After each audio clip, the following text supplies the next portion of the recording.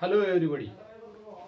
Today I'll be teach to you the unit number 1, reproduction in higher plants.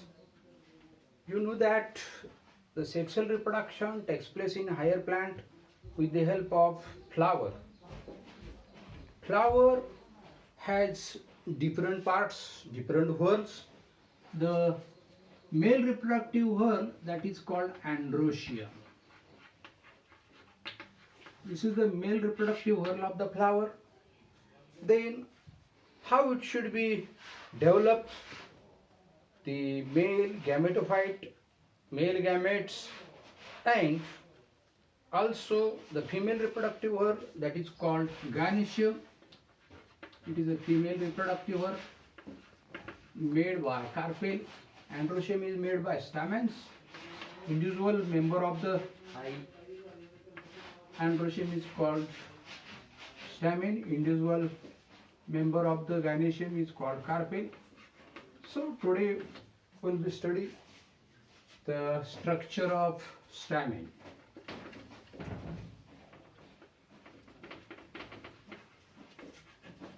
Stamen or stamens has three different parts, that is apical sac-like body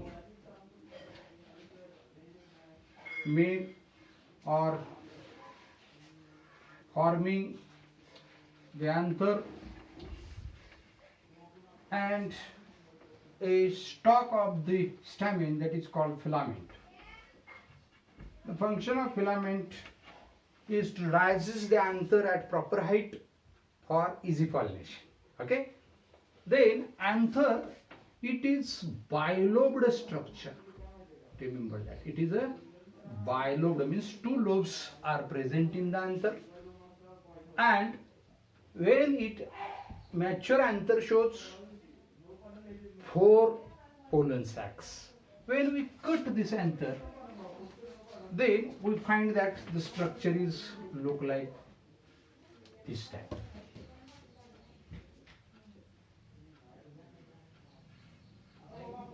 See here,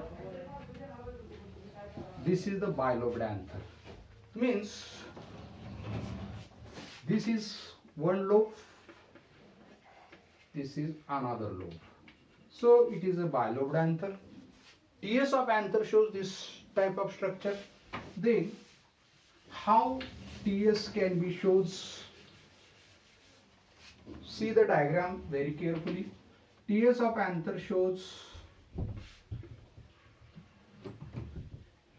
the structure like this.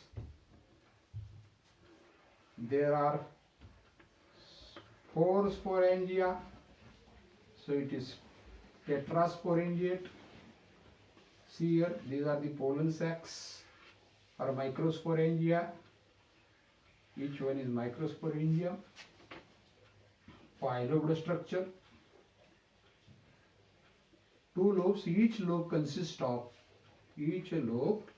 consists of 4 pollen sacs, 2 pollen sacs, this and this, while remaining half lobe contain this and this. And the center of the lobe or 2 lobes are joined to each other by a connective, which should be shown in the diagram. The microsporangia are or pollen grain, microspore mother cell is present inside the microsporangia. This is the pollen sac. There are 4 pollen sacs, 2 in each lobe. These pollen sacs are having a 3 wall layer, inner wall layer which is showing this type of structure, hypodermal elongated cells, very IMP. It is called as tapetum. Innermost layer of the sporangium is called a tapetum. Tapetum, which nourishes the pollen grain during its development. The middle layer is composed of 2 to 3 elongated cells namely these are middle layer. Name is also be a middle layer. There are 4 layers from which inner is tapetum, middle is middle layer. It is having 2 to 3 layered thick, and outside the middle layer there is a single layered rectangular cells present, and that layer is called endothecium. Single layered thick endothecium. बघा 3 layer पासून pollen sack बनलेले आहे. आतले tapetum आहे, मधलं middle layer आहे, आणि बाहेरचं इंडोथिशियम. इंडोथिशियम जे आहे ते आउटर मोस्ट लेयर आहे. त्याच्या बाहेर सिंगल लेयर्ड इपिडर्मिस असते. सिंगल लेयर्ड इपिडर्मिस असते. त्याला म्हणायचं टीएस ऑफ अँथर. बोर्डाला बऱ्याच वेळा हा प्रश्न आलेला आहे. Describe the structure showing TS of anther in angiospermic plant. तर बघा अँथर कशापासून बनलेला आहे? 2 पार्ट आहेत अँथरचे. वर bag like sac like structure आहे, त्याला आपण स्टॅमिनचे 2 भाग आहेत. सॅक लाईक स्ट्रक्चर असं त्याला अँथर म्हणून, खाली फिलामेंट. त्यातलं जे अँथर आहे त्याचा जर आडवा छेद घेतला तर आपल्याला असा भाग दिसतो. हे 2 लोब आहेत. इथून इकडे एक लोब आहे, इथून इकडे एक लोब आहे. प्रत्येक लोबमध्ये 2-2 पोलन सॅक आहेत, किंवा पोलन सॅकला आपण मायक्रोस्पोरेंजियम असं सुद्धा म्हणतो. आता हे 4 लेयर झाले. हे बाहेरचं बघा, ह्याला आपण इपिडर्मिस म्हणतो.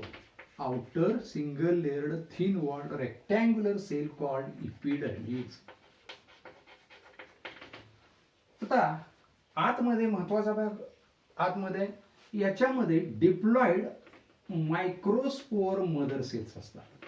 डिप्लॉइड मायक्रोस्पोर मदर सेल्स असतात. यंग कंडिशन मध्ये अँथर मध्ये diploid cells, mass of diploid cell that is microspore mother cell. Very IMP. आतमध्ये काय असतं? मायक्रोस्पोर मदर सेल असतात. आता ह्या मायक्रोस्पोर मदर सेल कशा असतात?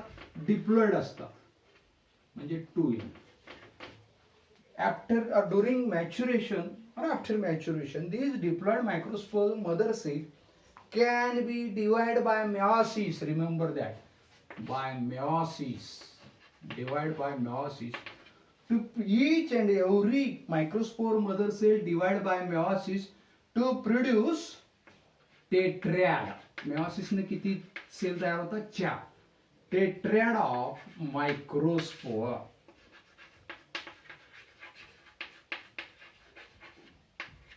म्हणजे आत प्रत्येकापासून 4 सेलचं टेट्रॅड तयार होतं मायक्रोस्पोर मदर सेल पासून. आणि ते टेट्रॅड जे आहे किंवा 4 मायक्रोस्पोर्स एकत्र असतात म्हणून त्याला टेट्रॅड म्हणतात.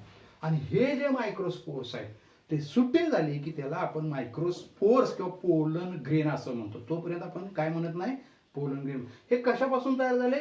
Microspore mother cell. प्रत्येक मायक्रोस्पोर मदर सेल मेओसिसनं म्हणजे रिडक्शनल सेलनं डिवाइड झाली आणि त्याच्यापासून टेट्रॅड झालं. आणि त्या टेट्रॅड मधील सुट्टे झाले की त्याला आपण मायक्रोस्पोर्स किंवा पोलन ग्रेन्स असं म्हणतो. आता जेव्हा हा पोलन अँथर मॅच्युअर होतो त्यावेळी या ठिकाणच्या पेशी थिन वॉल्ड असतात.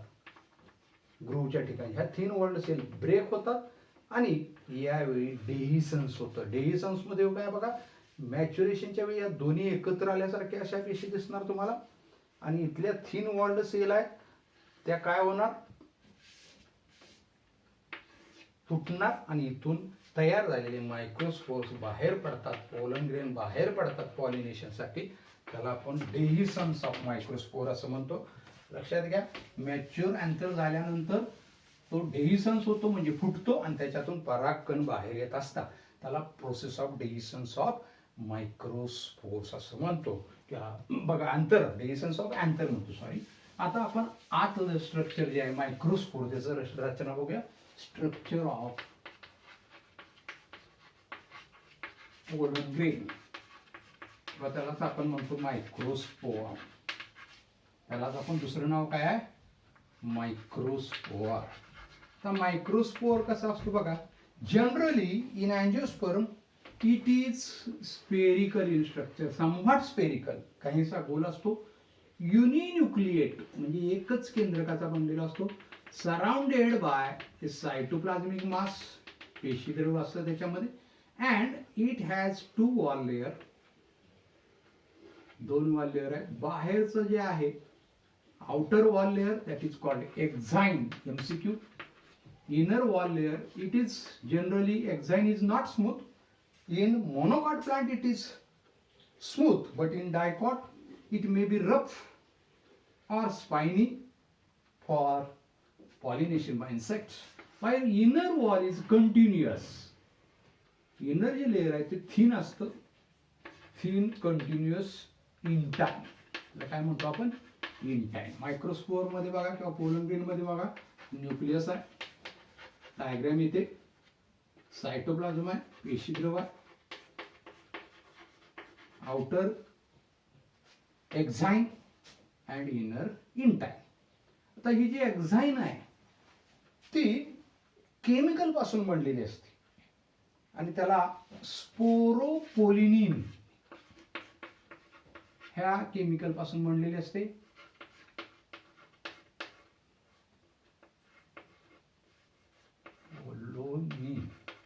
करेक्ट, स्पोरोपोलिनिन पासून बनलेले असते.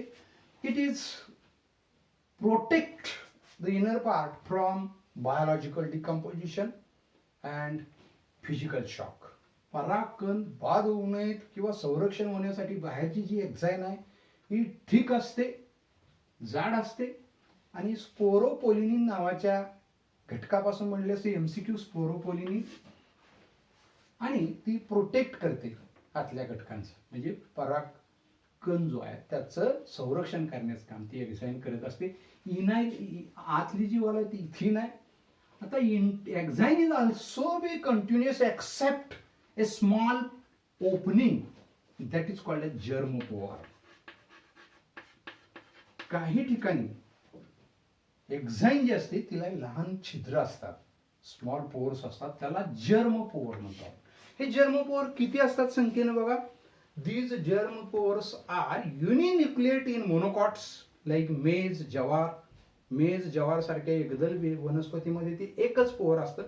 while most of the angiosperm showing triporiate or triporiate germopore are 3 in number, mostly in dicot. Dicot मध्ये मात्र germopore किती असतात? 3 असतात. आता this is about the structure of pollen grain. आता पुढचा पॉइंट आहे development of pollen grain or development of male gametophyte असं आपण म्हणू. Male gametophyte development of male gametophyte. ज्याच्यामध्ये मेल गॅमेट असतं त्याला गॅमेटोफाइट असं म्हणायचं. मेल गॅमेटोफाइट म्हणजे काय? ज्याच्यामध्ये, ज्या अवयवामध्ये गॅमेट्स असतात त्याला मेल गॅमेटोफाइट असं म्हणायचं. Gamete containing the organ that is called gametophyte. Male gamete containing the part that is called male gametophyte. आता बघा काय होतं, हा पोलन ग्रेन आहे. डेव्हलपमेंट बघा अत्यंत महत्वाचं आहे, 4 मार्काला बोर्डाला प्रश्न येतो याच्यावर. हा पोलन ग्रेन आहे, ही एक्झाइन आहे, आत इंटाइन आहे, युनिन्यूक्लिएट आहे, सायटोप्लाझमिक मास आहे. आता काय होतं बघा याच्यामध्ये, एक्झाइन, इंटाइन आणि सायटोप्लाझमिक मास आहे. आता हा पोलन ग्रेन मध्ये हा जो न्यूक्लियस आहे युनिन्यूक्लिएट, एकच न्यूक्लियस आहे म्हणून त्याला युनिन्यूक्लिएट म्हणतो. वॉल लेअर एक्झाइन बाहेरची आहे, आतली इंटाइन आहे, स्मॉल आणि डेलिकेट आहे, ट्रायपोरेट और युनिपोरेट असतो. आता बघा nucleus of this pollen grain divide 2 times, 2 वेळा डिव्हिजन होते त्याची. बघा हा कसा तयार झालाय, मायक्रोस्पोर मदर सेल, मेओसिस होतं त्या मायक्रोस्पोर मदर सेल मध्ये आंतरच्या, आणि त्यापासून हा पोलन ग्रेन तयार झालाय. म्हणून हा हॅप्लॉइड असतो. कारण काय, microspore mother cell divide by meiosis to form tetrad of pollen grains, you know that. आता हे जे टेट्रियड आहे त्यातले सुट्टे झाल्यावर हा पोलन ग्रेन झाला. त्याची डेव्हलपमेंट कशी आहे बघा. हा जो केंद्रक आहे याचं अनइक्वल सेल डिव्हिजन होते. अनइक्वल सेल डिव्हिजन म्हणजे काय, दोन पेशी तयार होतात. एक large cell that is called as generative cell, म्हणून हा जनरेटिव्ह न्यूक्लियस आहे. Large cell that is called generative cell, generative cell. आणि small cell that is called as tube cell और व्हेजिटेटिव्ह सेल. व्हेजिटेटिव्ह सेल और tube cell. आता ही जी vegetative cell आहे ही महत्वाची आहे. जनरेटिव्ह सेल कशी आहे बघा, large in size with large amount of cytoplasm, so it can be contain large amount of reserve food. याच्यामध्ये जास्त रिझर्व फूड असतं, सायटोप्लाझम जास्त असतो. तर दिस सेल शोज बघा काय होतं, ही लार्ज सेल मध्ये ही छोटी जनरेटिव्ह सेल स्विम होते, कारण लार्ज सायटोप्लाझम मध्ये स्मॉल सेल असल्यामुळे it can be freely swim.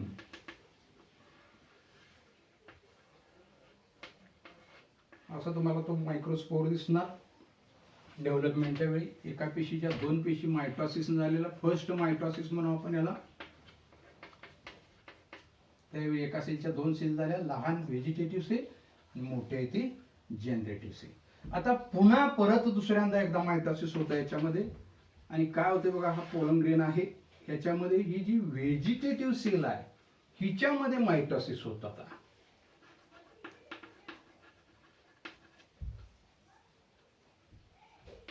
त्याला आपण ट्यूब सेल असं सुद्धा म्हणतो. व्हेजिटेटिव्ह सेलला आपण ट्यूब सेल म्हणतो. आता बघा परत ह्या पेशीमध्ये काय होतं बघा, दोन सेल झाल्यासारखं दिसतं.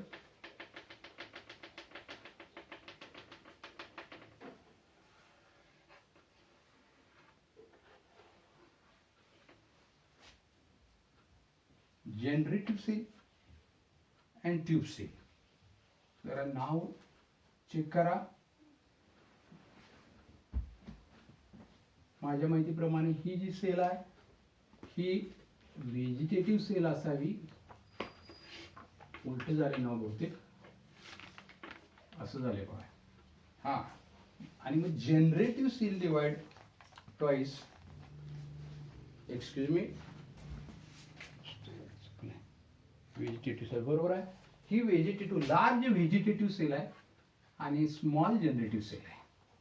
आता ही जी व्हेजिटेटिव्ह सेल आहे ती तशीच राहते, तिला ट्यूब सेल असं म्हणतो. ही जी जनरेटिव्ह सेल आहे छोटी ती दोन वेळा डिवाइड झाली, दुसरं मायटॉसिस झाले बघा. जनरेटिव्ह सेल मध्ये मायटॉसिस झालं, हिचं मायटॉसिस होतं आणि दोन सेल तयार झाल्या. यालाच आपण मेल गॅमेट असं म्हणतो. काय म्हणतो आपण त्याला, मेल गॅमेट. आणि शेवटचा पॉइंट याच्यामध्ये काय आहे, हे काय होतं बघा, आतलं सायटोप्लाझम जर्म पोर मधून ट्यूब बाहेर येते, तिच्यामध्ये दोन मेल गॅमेट असतात. हे दोन मेल गॅमेट आहेत.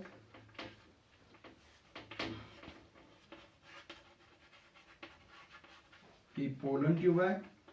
हा असा दोन सेलचा जो मायक्रोस्पोर का पोलन ग्रेन जो आहे तो काय होतो, पॉलिनेशन होऊन जाऊन पडतो स्टिग्मावर. त्यावेळी स्टिग्मावरील तो काय करतो, शुगरी सबस्टन्स ऍब्सॉर्ब करतो आणि त्याच्यातलं जे सायटोप्लाझम आहे ते एका जर्मपोर मधून बाहेर येतं. ट्यूब तयार होते की जी कुठल्या दिशेनं, फिमेल गॅमेटच्या दिशेने वाढते स्टाईल मधून. आणि ही जी ट्यूब आहे त्याला आपण पोलन ट्यूब असं म्हणतो. त्याच्यामध्ये जनरेटिव्ह सेल जी आहे ही सेल लहान आहे ती, तिचं काय होतं, पेशी विभाजन होऊन दोन सेल तयार होतात. तेच दोन सेल म्हणजे दोन मेल गॅमेट आहेत. ही पोलन ट्यूब आहे. आणि जी राहिलेली ट्यूब न्यूक्लियस होता किंवा मोठी लार्ज सेल जी होती व्हेजिटेटिव्ह सेल, ही व्हेजिटेटिव्ह न्यूक्लियस, तो टोकाला जाऊन सायटोप्लाझम मधून आतमध्ये पास होतो. आता ह्याच्यामध्ये हा जो पेशी द्रव्याला आपण काय म्हणतो, सायटोप्लाझम किंवा प्रोटोप्लाझम. आता ही जी रचना आहे काय काय बघा, pollen grain with pollen tube, 2 male gametes, ते हेप्लॉइड आहेत, आणि cytoplasm. This is called male gametophyte. यालाच आपण काय म्हणतो, मेल गॅमेटोफाइट. डेव्हलपमेंट थोडक्यात बघा, परागकण असतो, परागकणला 2 वाल लेअर आहेत, आत एकच केंद्रक आहे युनिन्यूक्लियोटाइड म्हणून. त्याच्यामध्ये त्याचं आतल्या केंद्रकाचं विभाजन होतं, 2 अनइक्वल सेल डिव्हिजन होतात.